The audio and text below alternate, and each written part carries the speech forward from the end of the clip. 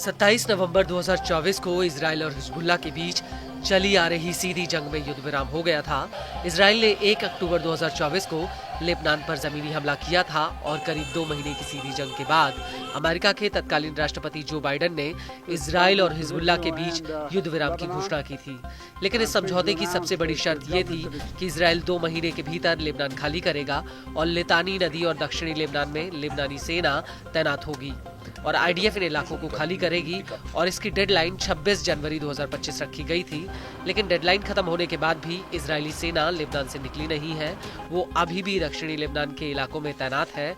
IDF ने इस इलाके में एक रक्षा घेरा बनाया हुआ है जिसे 26 जनवरी 2025 को सैकड़ों लोगों ने पार करने की कोशिश की। दरअसल ये लोग अपने घरों में दोबारा लौटना चाहते थे, लेकिन आईडीएफ ने पहले तो इन लोगों को पीछे हटने की चेतावनी दी और जब भीड़ नहीं मानी तो आईडीएफ ने इन लोगों पर सीधी फायरिंग कर दी, जिसमें करीब 22 लोगों की मौत हो गई और 120 लोग घायल हुए हैं। लेबनान के स्वास्थ्य मंत्रालय ने ये जानकारी दी है। इस हमले को लेकर आईडीएफ ने एक मिलीजुली जानकारी दी थी। आईडीएफ का कहना है कि इस भीड़ में हिजबुल्लाह के लड़ाके भी थे जो दोबारा से यहाँ पर तैनात होना चाहते थे।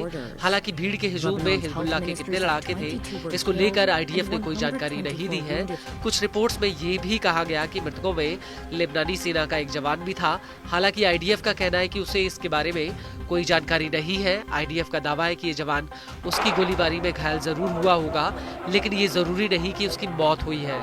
वहीं यहाँ मौजूद लोगों की भीड़ के हाथों में हिजबुल्लाह के झंडे भी थे जो लगातार नारेबाजी करते हुए बाड़ेबंदी तोड़ रहे थे। वहीं दूसरी तरफ इजरायली मीडिया का कहना है कि हिजबुल्लाह बड़े पैमाने पर लोगों को दक्षिणी लेबनान में वापस लौटने के लिए प्रोत्साहित कर रहा है, जिससे इजराइल के ऊपर मनोवैज्ञानिक और राजनयिक दबाव बनाया जा सके, जिससे आईडीएफ इस इलाके से निकलने के लिए मजबूर हो जाए। आईडीएफ का कहना है लेबनानी सेना अभी तक पूरे दक्षिणी लेबनान में तैनात नहीं हुई है और ऐसे में वो इस इलाके को पूरी तरह से खाली नहीं कर सकती। इसके अलावा कई इलाकों में हिजबुल्लाह के हथियार अभी भी बचे हुए हैं और कुछ मौकों पर आईडीएफ ने लेबनानी सेना से हिजबुल्लाह के बचे हुए हथियारों को नष्ट करने के लिए भी कहा है और जिन इलाकों में ये हथियार अभी तक बचे हुए हैं वहां पर आईडीएफ खुद इन्हें नष्ट कर रही है ताकि हिजबुल्लाह के हाथों में ये हथियार दोबारा न लगे। दरअसल इजराइल का कहना है कि 2006 में हुए दूसरे लेबनान युद्ध में की गई गलतियों को वो दोबारा दोहराना नहीं चाहता। उस वक्त आईडीएफ ने हिजबुल्लाह को लेबनान के भीतर यूएन के अंतरिम फोर्स और लेबनानी सेना को धमकाने और दक्षिणी लेबनान में वापस आने की अनुमति देकर बहुत बड़ी गलती की थी और यही वजह रही कि हिजबुल्लाह दक्षिणी लेबनान में हथियारों के एक बड़े जखीरे को बनाने में कामयाब रहा, जिसकी वजह से हिजबुल्लाह के पास इजराइल पर संभावित हमला करने की ताकत आ गई और इसी वजह से आईडीएफ अपनी पिछली गलतियों से सीखते हुए इस बार ज्यादा आक्रामक तरीके से काम कर रही है।